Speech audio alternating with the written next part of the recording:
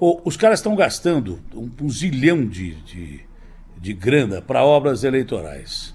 Estão asfaltando até onde não precisa asfaltar e perdem ao mesmo tempo a oportunidade de ter aquela faixa azul de motocicletas que tinha dado certo pra caramba, sabe? Na 23 e na Avenida dos Bandeirantes. E aí, de repente, começam a trocar presidente da CT. E aí, de repente, aparece que um funcionário de carreira, de 30, não sei quantos anos da CT, tem conflito de interesse, tem empresa que presta serviços ao serviço público. Prestava primeiro da CT, depois que pegaram o cara lá, presta a ônibus. Que absurdo! Onde é que nós vamos parar? Não é? É um absurdo, é um negócio assim fora do comum. Fora isso, voltamos ao velho e bom discurso da indústria sobre multas. Agora inventaram um radar polvo. Ele tem mais ou menos 8 braços. Um negócio assim, impressionante. Seria um radar abelha, porque tem o mosquito, tem não sei quantos olhos. Ele multa você em pelo menos 8 infrações. Pô, já não bastava uma, com tanta sacanagem que tem por aí? É a sacanagem de você botar a placa do radar no poste do radar para te pegar. Porque vira um manual, o cara que aluga o radar ou vende o radar, ou empresta o radar para a prefeitura, mostra no manual, como já dizia o Agostinho Teixeira, numa denúncia que ele fez entrevistando um cara, como se ele fosse alguém de uma prefeitura interessado em radar. O cara, olha, você tem que botar o radar nessa rua, porque daquela rua ou naquela outra rua, de repente nós não temos aí o fluxo suficiente de pessoas para você multar pra caramba. Olha, você não pode botar lombada um pouco antes do radar, porque senão o cara vai diminuir a velocidade e o radar não vai pegar. Olha, então a gente já manda o manual, que é um manual de maldades, para você distribuir essas maldades e multar cada vez mais e mais pessoas.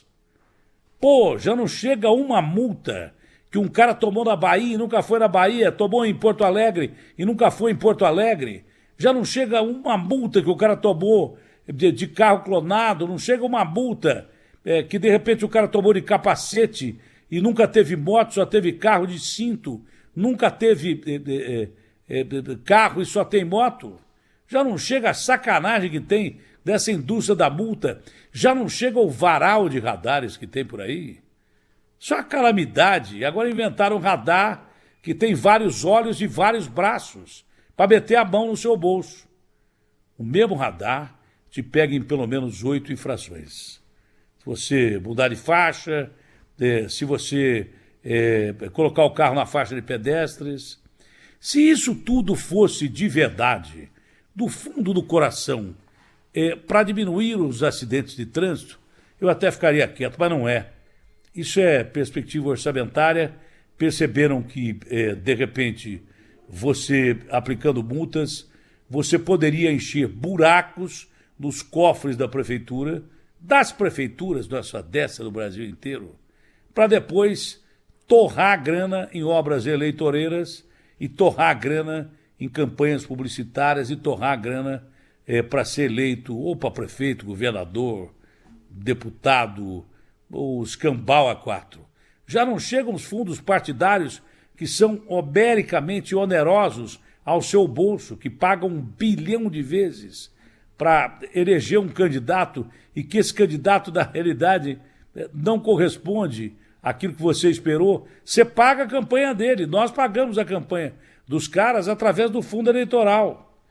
E, de repente, o cara vai lá e esquece que você o elegeu, esquece que foi você o cara que, de repente, colocou ele naquela função. O seu dedão só vale na hora do voto. Depois eles começam a esquecer o dedão, a mão, o braço e você desaparece. Aí passa o interesse do bolso para o bolso e não do povo pelo povo. Há muito tempo que muitos políticos esqueceram o que é povo no Brasil. Ou eu estou errado, hein? Será que eu estou dizendo alguma bobagem agora de manhã? Será que eu estou irritado agora de manhã? Gozada que eu não estou. Eu não dormi legal, mas acordei até que de boa. Mas é que a verdade dói, viu? E a gente que aprende a ler a alma do povo, eu estava até discutindo a pauta com o João. O João tem umas pautas brilhantes. Eu falei assim, ô João, dá para aqueles programas que os caras se acham gênios, porque essa pauta serve para aqueles caras que querem fazer poesia.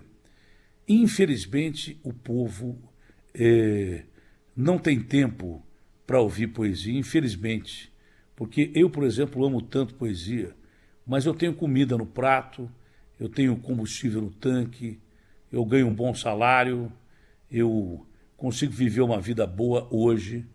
Mas teve tempo que eu lia na contramão da história, porque eu não tinha o que comer, eu tinha que correr atrás do trabalho, eu tinha que estar preocupado em não perder o emprego, tinha que estar preocupado em não desagradar o puxa-saco do patrão.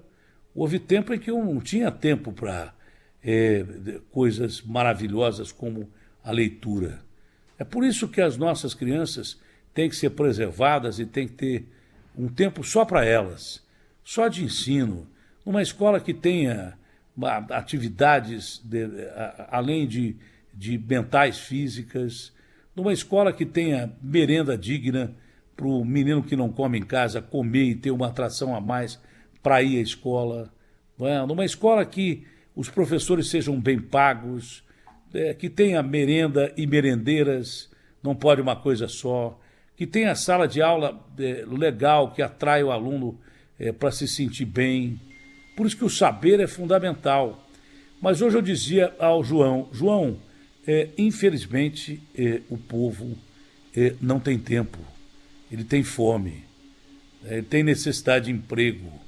Então não adianta fazer pautas mirabolantes, geniais, que são bacanas até para botar nesses programas que gastam dinheiro pra caramba e fazem matérias lindas, fantásticas. O povo não tem tempo, tem pressa. Concorda comigo? Eu falei, João, bota a repórter aí e põe a realidade que a equipe 45 Falcão do DENARC aprendeu mais 1,2 tonelada de cocaína em Guarulhos. Bota isso aí.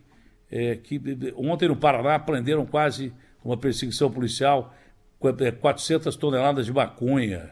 Anteontem 200 toneladas de maconha. Essa droga que está arrebentando o Brasil, né, porque grande parte dessa droga fica no Brasil, a outra é exportada a preço de ouro, fazendo no PCC, que segundo informações, a gente está esperando as apurações que estão sendo feitas pelo nosso Ministério Público e também pela nossa polícia, já está embrenhado em empresas de ônibus e coisas que tais, que elege muitos políticos com dinheiro do crime organizado, como a milícia elege lá no Rio de Janeiro. Entendeu? A gente está preocupado com essas coisas, com as pessoas que ficam cada vez piores e más, né? Pessoas que de repente matam por matar, pessoas que são acolhidas por outras pessoas e devolvem com a maldade da morte, sabe? Mãe que mata a filha e coloca na geladeira porque tem ciúme do marido. Chacina na Bahia, que se pensava ser briga de crime organizado, é briga de crime organizado, mas por causa de ciúme. Por isso matam 9 pessoas, carbonizam mulheres e crianças. Uma mulher foi defender um garoto que correu de uma casa para não morrer, a mulher não estava no meio da história e morreu junto com o menino porque o bandido resolveu matar. Você acha que eu gosto de falar esse tipo de coisa aqui? Você acha que eu acho legal falar esse tipo de coisa aqui? Evidente que não. Eu queria estar falando de flores, mas não dá para falar de flores num país tão lindo, mas tão miserável, onde temos muitos pobres e pouquíssimas pessoas com muito dinheiro. Não dá para a gente ficar pensando que, de repente, nós estamos na Suíça, nós estamos num país onde a democracia chega aos lares de todas as pessoas. Não, nós estamos no Brasil. Nós estamos num Brasil onde tem falcatrua pra caramba, onde tem roubalheira pra caramba, onde tem crime organizado dentro da política.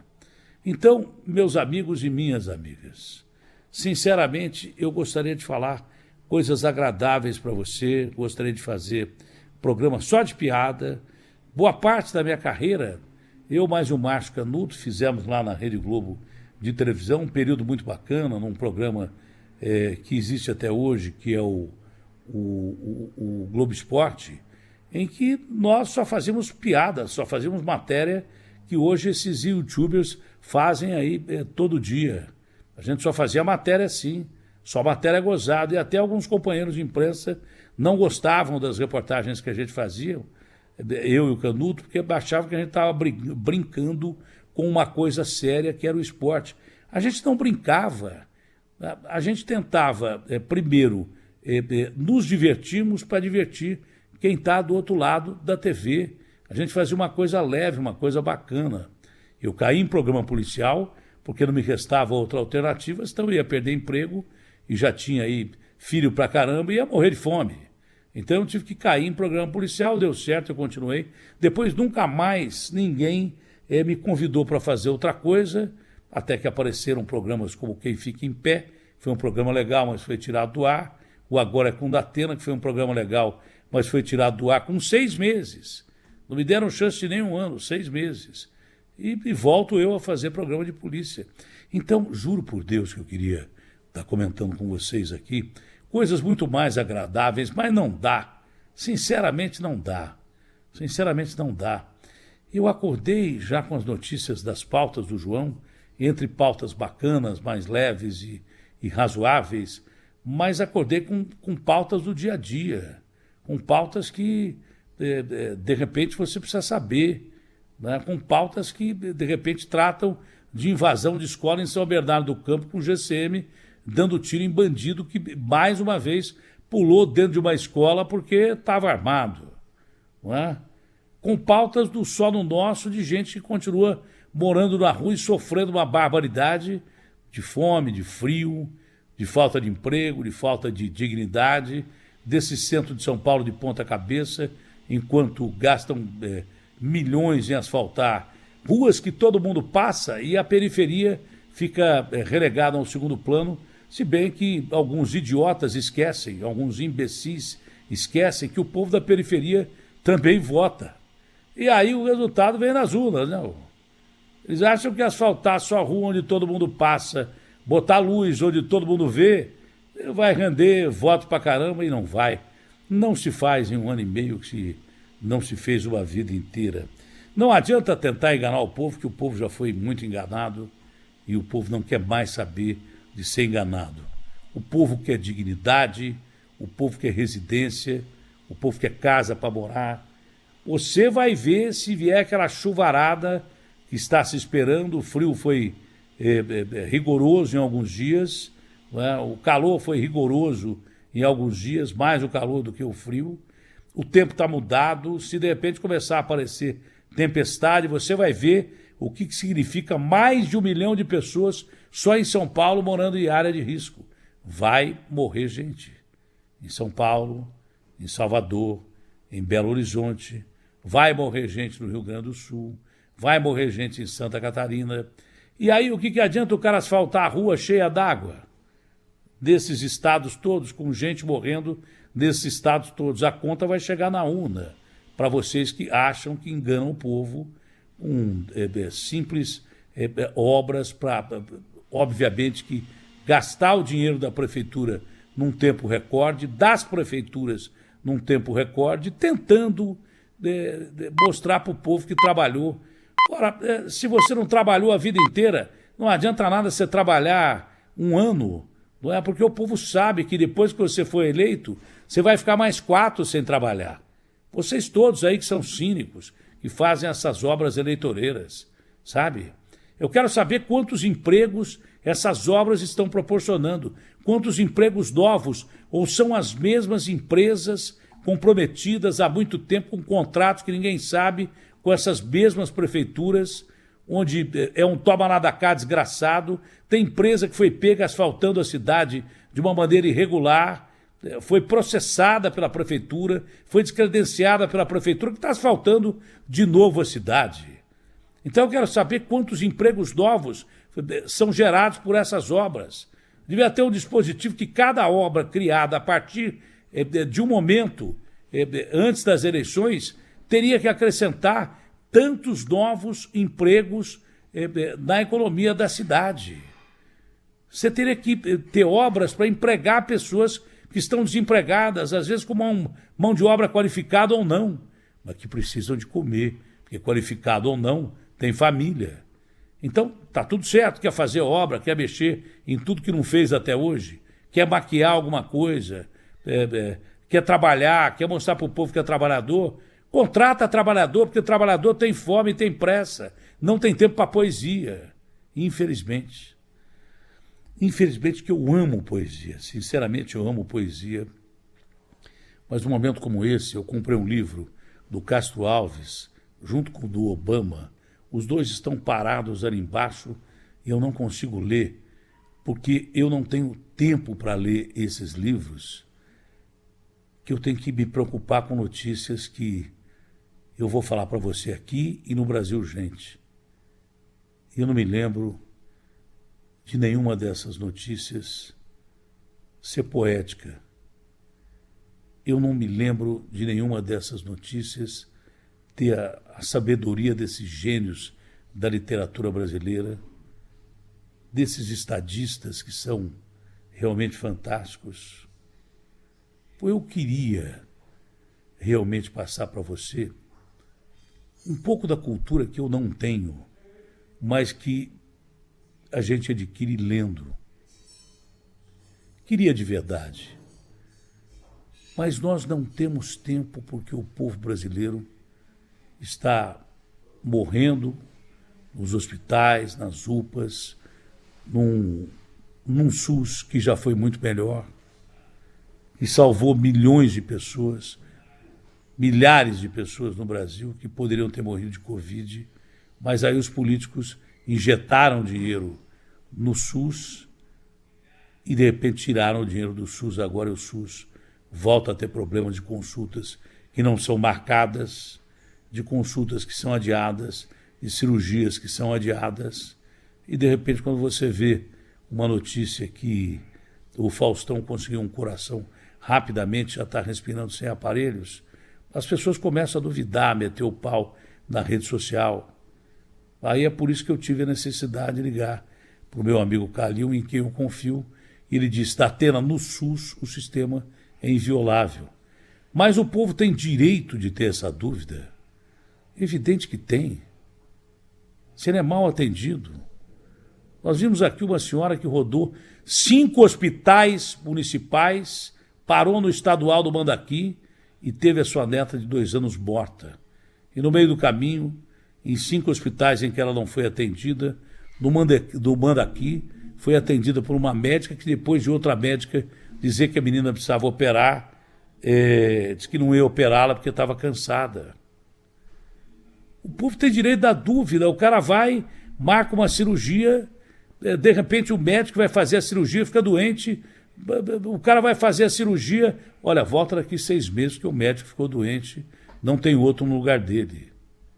O mesmo acontece com o exame. O cara vai lá fazer o exame, que já marcou há 6 meses atrás, o aparelho está quebrado. Volta daqui 3 dias, vamos ver se o aparelho está... Ah, não está. Hoje faltou, o aparelho está funcionando, mas faltou o operador do aparelho. E aí? E aí? Então, o povo tem o benefício da dúvida. Se bem que o que eu mais quero, de uma forma humanitária, que o nosso Fausto Silva fique realmente muito bom, que ele se restabeleça.